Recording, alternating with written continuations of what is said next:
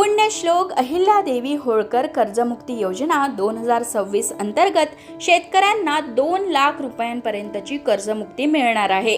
अल्पमुदतीच्या थकीत पीक कर्जांचा तसंच पुनर्गठित आणि फेर पुनर्गठित कर्जाचा या योजनेत समावेश आहे।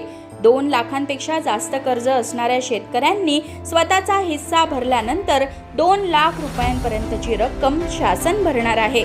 समजा एखाद्या शेतकऱ्याचे 2,10,000 रुपयांचे कर्ज थकीत असेल तर त्या शेतकऱ्याने वरचे 10,000 रुपये भरल्यानंतर 2 लाख रुपयांपर्यंतची रक्कम शासन भरणार आहे।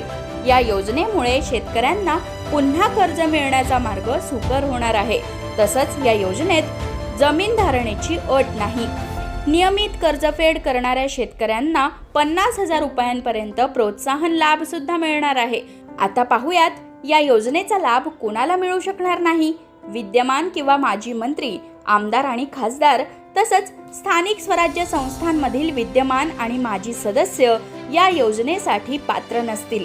तसंच ज्यांचे मासिक वेतन 25,000 रुपयांपेक्षा जास्त आहे असे केंद्र किंवा राज्य शासनातील अधिकारी आणि कर्मचारी या योजनेसाठी पात्र नसतील।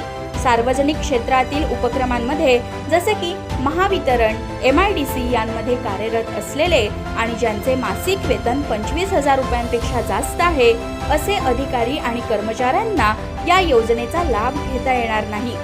शेती व्यतिरिक्तच्या उत्पन्नावर आयकर भरणाऱ्या व्यक्ती सुद्धा या योजनेचा लाभ घेऊ शकणार नाहीत। ज्यांचे निवृत्ती वेतन 25,000 रुपयांपेक्षा अधिक आहे अशा निवृत्ती वेतन धारकांनाही या योजनेचा लाभ मिळू शकणार नाही।